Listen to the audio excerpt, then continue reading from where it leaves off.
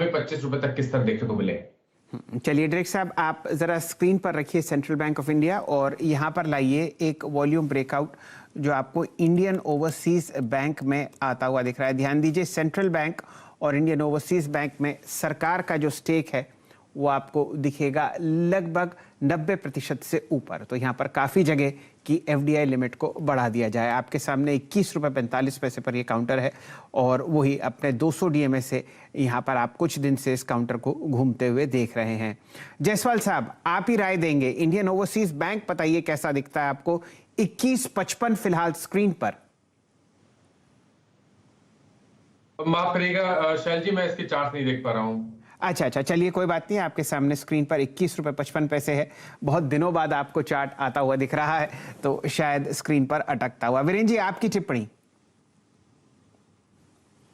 जी हाँ, एक बार जरा चार्ट लेके आइए। एग्जैक्टली अगर आप देखें इंडियन ओवरसीज बैंक को रीड करते हैं, अगर आप देखें आपकी खबर, ये स्टॉक 21.55 पे डे हाई पर है।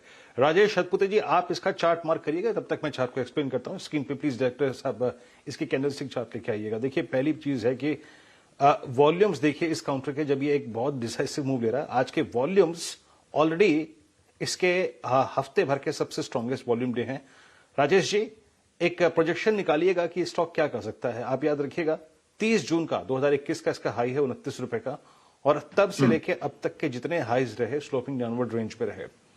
2160 2122 अगर ये क्लस्टर निकलता है तो ये स्टॉक कहां से आ सकता है? ये स्लोपिंग डाउनवर्ड चैनल है जिसको ये काटता हुआ हायर लेवल्स पे। राजेश जी। जी वीरेंद्र जी, देखिए इसका वीकली चार्ट भी बढ़िया है। इनफैक्ट एक कंफर्टिंग चार्ट है, आप कह सकते हैं 20 और 21 के आसपास का एक यहाँ पे बेस बना है। और अगर आप प्योरली मोमेंटम की बात करें तो यस, मोमेंटम अभी शुरू हुआ है क्योंकि यहाँ पे वॉल्यूम्स आए हैं और जो ब्रेकआउट मिला है वो करीबन 21 रुपए 30 पैसे के आसपास का था। तो आपका एक छोटा स्टॉप लॉस रखे आप 21 का मोमेंटम ट्रेड, और इसका जो टारगेट होना चाहिए प्रोबेबली जो इंट्राडे का जो टारगेट दिख रहा है वो रहेगा करीबन 23 रुपए से लेके 23.5। तो यहां से आप कह सकते हैं 2 रुपए का मूव आ सकता है। स्टॉप लॉस आपको 70 पैसे का रखना पड़ेगा। बढ़िया ब्रेकआउट्स आपके सामने स्क्रीन पर आते हुए दिख रहे हैं और ध्यान दीजिए यहाँ पर वॉल्यूम और प्राइस बहुत बढ़िया आपको साथ देते हुए दिख रहे हैं। पूरा सेक्टर हरे निशान में फिलहाल चहकता हुआ। दिन के उच्चतम लेवल पर स्टेट बैंक ऑफ इंडिया, यही सूरत हाल bank of Baroda, Canara bank और पीएनबी में भी आपको आता हुआ दिख रहा है। अब ऐसा करते हैं, आशीष चतुर्मोता साहब को जोड़ते हैं। आशीष जी, पसंद आपकी है, कमेंट आप किस पे करना चाहेंगे, इंडियन ओवरसीज बैंक या सेंट्रल बैंक?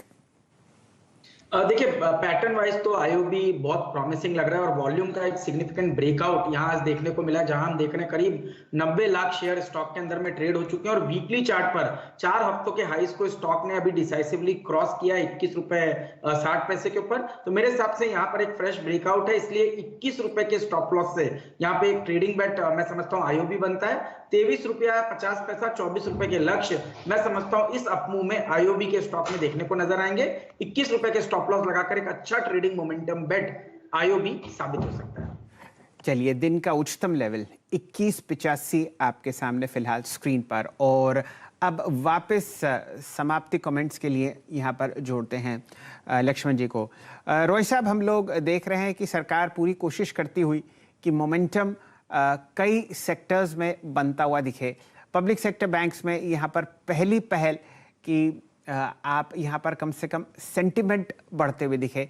तो क्या ये जो आपने बताया है कि 20% जो एफडीआई लिमिट है उसको बढ़ा दिया जाएगा, क्या ये सिर्फ इन्हीं 2 या 3 बैंक्स के लिए सीमित रहेगी या आप मान के चलते हैं कि ये सेक्टोरली होगी?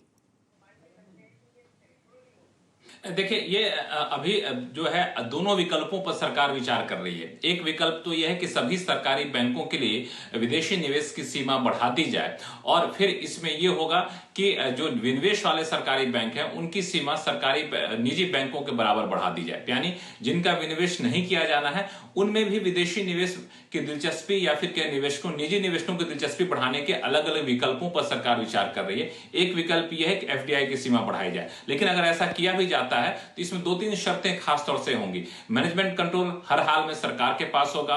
दूसरा, एक कोई इक्विटी होल्डर जो होगा, शेयर होल्डर होगा, एक तय सीमा से ज्यादा निवेश नहीं कर पाएगा। जैसे निजी बैंकों में 10% की सीमा है, सरकारी बैंकों में सीमा और कम की जा सकती है।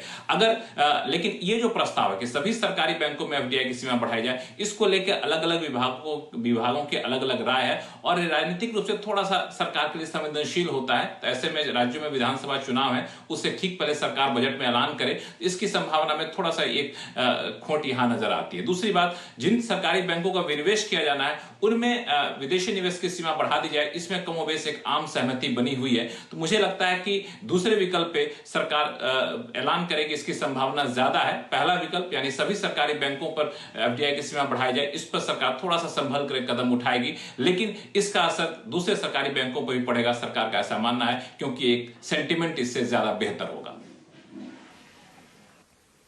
जी चलिए, तो स्टॉक्स आपकी स्क्रीन पर देखिए, पूरा